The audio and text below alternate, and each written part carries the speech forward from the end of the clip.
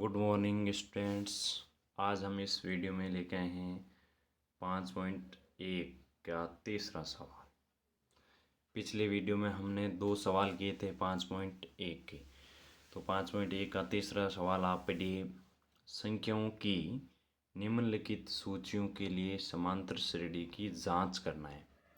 अपने को समांतर श्रेणी की जांच करना है कि यदि ये समांतर श्रेणी है या नहीं है।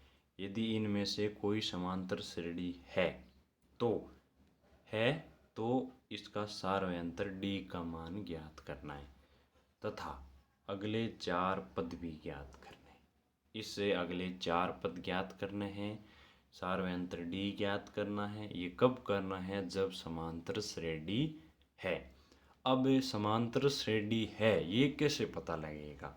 इसके लिए कल आपको बताया था कि पदों के बीच का अंतर क्या होगा, समान होगा, तब जा कर के उसको हम बोलेंगे ये समांतर श्रेणी है। तो सबसे पहले देखिए सवाल नंबर 1।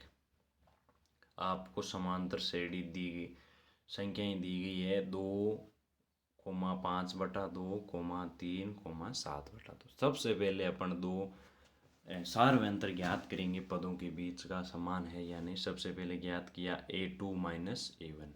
दूसरे पद और पहले पद के बीच का अंतर चेक किया तो 5/2 माइनस 2 बटा में 1 माना, लघुत्तम आया 2। 5 माइनस 2 दूनी 4, 5 में से 4 गया 1, 1/2। सार्वयंत्र कितना आ गया?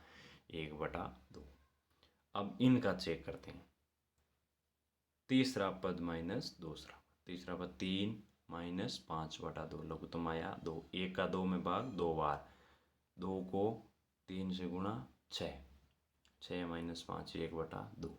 दोनों के बीच दूसरे पद माइनस पहला पद, तीसरा पद माइनस दूसरा पद, इन दोनों का अंतर कितना है? 1/2 1/2। अतः सार्वयंत्र क्या है? समान।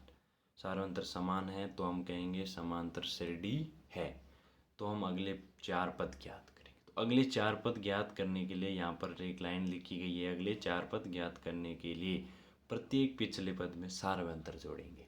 जैसे आपको यहाँ 1 2 3 4 पद दिए गए, 5वां पद ज्ञात करना है तो आपको पिछला पद कौन सा हुआ? चौथा पद। चौथे पद में आपको क्या जोड़ना है? सार्वयंत्र। छठा पद ज्ञात कर रहे हो तो 5वें पद में क्या जोड़ना है? सार्वयंत्र। देखिए आगे हल करते हैं इनको। जैसे 5वां पद ज्ञात करना है तो आपको चौथे पद में क्या जोड़ोगे? सार्वयंत्र डी। चौथा पद आपको समांतर श्रेणी में दिया गया है, सार्वयंत्र हमने अभी ज्ञात किया है। चौथा पद क्या है? 7/2 प्लस सार्वयंत्र 1/2, लघुत्तम आया 2। 7 + 1 8, 8/2 यानी कितना आ गया? 4। छठा पद ज्ञात करेंगे तो 5वें पद में क्या जोड़ेंगे? सार्वयंत्र। 5वां पद क्या है?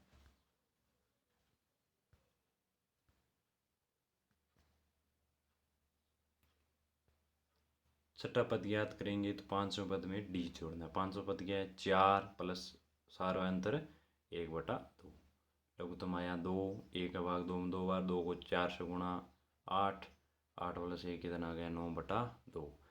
7वां पद ज्ञात करना है, छठे पद में डी जोड़ दो। 9/2 + 1/2 10/2 5। 8वां पद ज्ञात करना है, 7वें में डी जोड़ दो। 5 + 1/2 10 + 1 11/2। तो अगले 4 पद आपके हैं 4, 9/2 5 और 11/2। अगला सवाल आपका है -1/2 -1/2 -1/2 -1/2। ये एक समांतर श्रेणी है या नहीं, सबसे पहले अपने को जांच करनी है। तो डी सार्वयंत्र ज्ञात करेंगे। दूसरा पद माइनस पहला पद, -1/2 माइनस सूत्र का और -1/2 सवाल में दिया गया है। माइनस को माइनस से गुणा किया, प्लस 1/2 और 1/2 दोनों कट गए, प्लस और माइनस के क्या आ गया? 0। इसी प्रकार तीसरा पद माइनस दूसरा पद, इसका भी मान क्या आएगा? 0। अतः सार्वयंत्र डी का मान क्या है? समान है। तो ये क्या होगी? समांतर श्रेणी। अब अगले 4 पद ज्ञात करेंगे। 5वां पद ज्ञात करेंगे। चौथे में क्या जोड़ा? सार्वयंत्र। सार्वयंत्र क्या है? 0। 0 किसी में जोड़ते हैं तो वो संख्या आती है -1/2।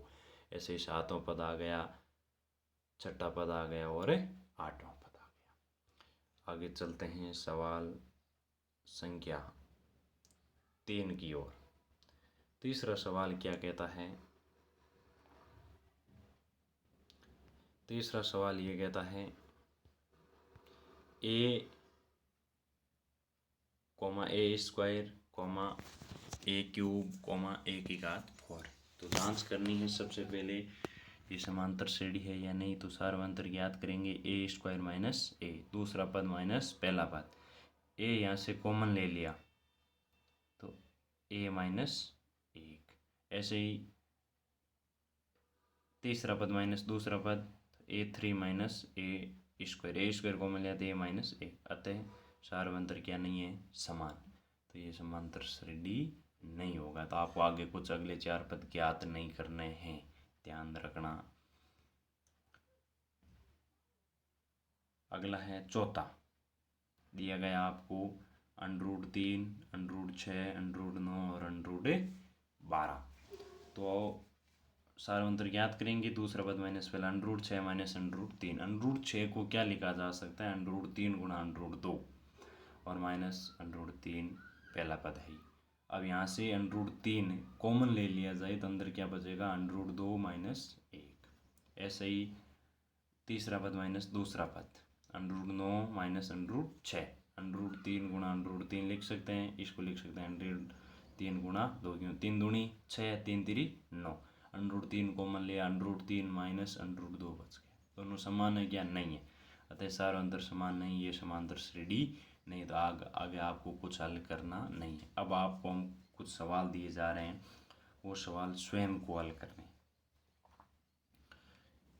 स्वयं को हल करने के लिए आपको 4 सवाल दिए गए हैं। तो सबसे पहले आपको बता दिया, प्रोसेस वही रहेगा कि सबसे पहले आप सार्वंतर चेक करेंगे।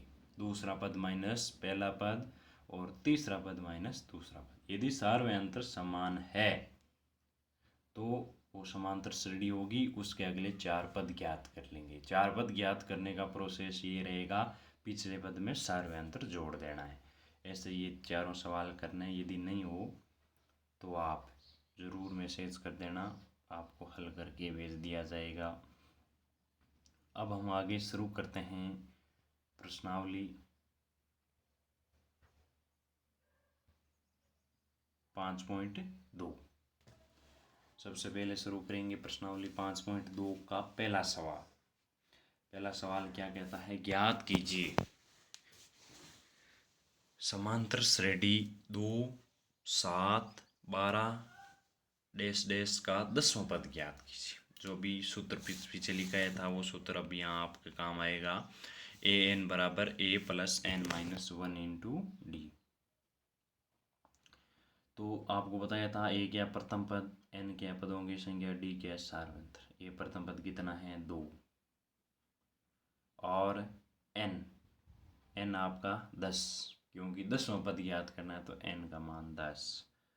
और सार्वंतर आपका क्या है? 5। 7 माइनस 2, दूसरा पद माइनस पहला पद 5। तो अब अपने को सूत्र के अंदर मान रखना है। तो सूत्र में मान रखेंगे तो a 10, n का मान 10, a 10 बराबर a का मान 2 प्लस 10 माइनस 1 इंटू 5। 10 में से 1 गया 9, 9 इंटू 5। सबसे पहले गुणा करेंगे, ध्यान रखना, जोड़ना नहीं। ऐसे नहीं 9 और 2 11, 11 इंटू 5 55 गलत। सबसे पहले 9 इंटू 5 करना 45, 2 कितने हो गए? 47। तो इस समांतर श्रेणी का 10वां पद 47 होगा। अगला पद देखिए, अगला सवाल दूसरा क्या कहता है? समांतर श्रेणी √2, 3 √2, 5 √2 का 18वां पद ज्ञात करना है। कौन सा पद ज्ञात करना है? 18वां।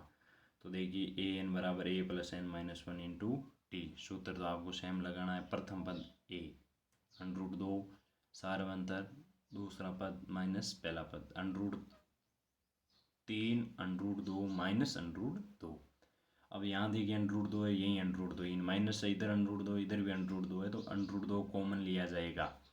तो अंदर क्या बचेगा? कोष्टक के अंदर बचेगा 3 माइनस 1। 3 में से 1 गया 2, 2 √2, ये आपका डी आ गया। n का मान 18 पद ज्ञात करना है।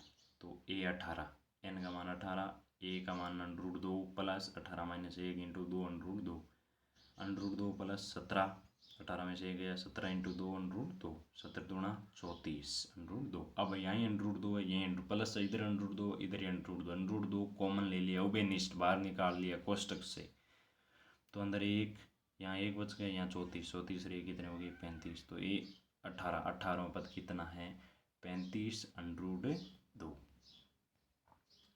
आपको ये सवाल स्वयं को हल करना है। समांतर श्रेणी का 9, 13, 17, 21 दिया गया है, तो इसका 24वां पद आपको ज्ञात करना है। ये सवाल आपको स्वयं को हल करना है। सबसे पहले उसको रफ में हल करेंगे और उसके बाद में इसको फेर में हल करेंगे। तो इसका दूसरा सवाल देखिए,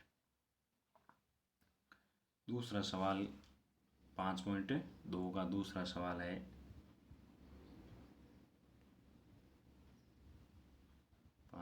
का दूसरा सवाल क्या कहता है, समांतर श्रेणी 21, 18, 15 कौन सा पद -81 होगा। थोड़ा सा समझना है, नाम क्या है कौन सा पद, तो आपको पदों की संख्या ज्ञात करनी। पदों की संख्या का मतलब n का मान ज्ञात याद रखना है। कौन सा पद, तो क्या ज्ञात करना है n का मान ज्ञात करना। वहाँ पिछले सवाल में आपको पद की 18वां पद कौन सा है, 18वां पद का मान ज्ञात करना था। यहाँ इस समांतर श्रेणी के अंदर टोटल पद कितने हैं, यानी 81 नंबर जो पद है माइनस का 81 नंबर कौन सा पद है, कौन से नंबर का पद है। तो सबसे पहले वही सूत्र लगाएंगे, प्रथम पद 21 सार्वंतर, दूसरे पद माइनस पहला पद 18 माइनस 21 माइनस का 3, an आपको बता दिया ये है, इसको मानेंगे अंतिम पद। मान लिया इस समांतर श्रेणी का अंतिम पद यही है -81। अब जांच करना है कि -81 कितने नंबर का पद है। तो सबसे पहले सूत्र लगे n बराबर a plus n minus 1 into D.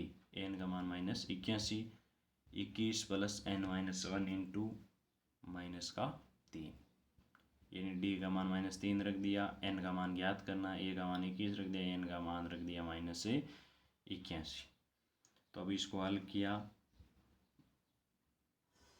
-81, 21, अब -3 का n-1 के साथ गुणा करेंगे। आगे प्लस है, प्लस को माइनस से गुणा किया -3n, यहाँ माइनस है बीच में, माइनस को माइनस से गुणा किया +3, 21 और 3 जोड़ दिया 24। अब इसको पक्षांतरण करेंगे, तो 24 को 81 के पास में भेजेंगे, तो प्लस का 24 इधर आए तो माइनस का 24 बराबर -3n, माइनस का 105 हो गया बराबर माइनस का 3n। अब बटा में भेज देंगे, n का पक्षांतरण करना, इधर गुणा में है, n के गुणा में 3 है, इधर जाएगा तो भाग में 105/3 कितना आ गया 35। तो -81 है, जो कौन सा पद है 35वां पद है। कौन सा पद है 35वां। एक सवाल आपको स्वयं को करना है हल, समांतर श्रेणी 84, 80 और 76 का कौन सा पद शून्य है, मतलब कौन सा पद शून्य है, यानी an, जो पिछले सवाल में जहाँ -81 था वहाँ क्या है शून्य, बाकी सेम रहेगा।